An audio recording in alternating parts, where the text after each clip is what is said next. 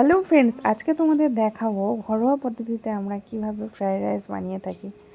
তো দেখো, প্রথমেই কিন্তু আমরা ভাতটা করে নিয়েছি, নুন, গরম মশলা, তারপরে গোটা গরম মশলা, তেজপাতা দিয়ে ফুটিয়ে জলটাকে ভাতটা করে নিয়েছি। এরপরে লেয়ারিংয়ের পালা। তো চলো, সেটাই আমরা কিন্তু করছি এখন, সেটা তোমাদের সাথে শেয়ার করছি। চলো দেখতে থাকো।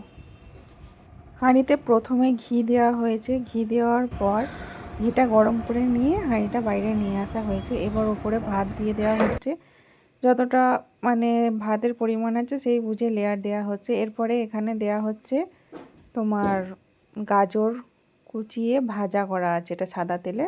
তো গাজরটা এখানে অনেকটা পরিমাণে কম হয়ে গেছে, যদিও আরও বেশি থাকলে ভালো হতো। তো যাই হোক, এবার পেঁয়াজটা বেরেস্তা করে রাখা হয়েছিল সেটাও দিয়ে দেওয়া হচ্ছে, দেখো। আর আমরা যেহেতু একটু হালকা মিষ্টি মিষ্টি ভালো লাগে, তো তার জন্য চিনিও দিয়ে দেওয়া হচ্ছে এখানে। আমরা এখানে চিনি দিচ্ছি অল্প পরিমাণে, খুব বেশি দেবো না, কিন্তু অল্প দেবো। আর কাজু বাদাম দিয়ে দেবো। এরপরে আবারও কিন্তু আমরা লেয়ার করে নেব।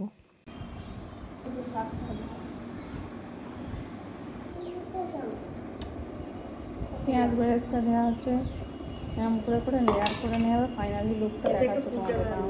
এবার ফিনিশিং হচ্ছে,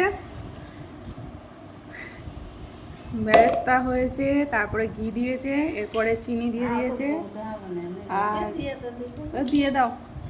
এবার হচ্ছে কাজু বাদাম, আর এবার এখানে দুধে একটু জাফরান মিশিয়ে গোলাপ পানি দিয়ে দিয়ে দেবে। জাফরান দেবে না? ও, গোলাপ পানির সাথে জাফরানটা মেশাবে। এটা কালারের জন্য ইউজ করছে, তোমরা চাইলে নাও করতে পারো, কোনো অসুবিধা নেই, কিন্তু গোলাপ জলটা দিতে হবে, তাই তো?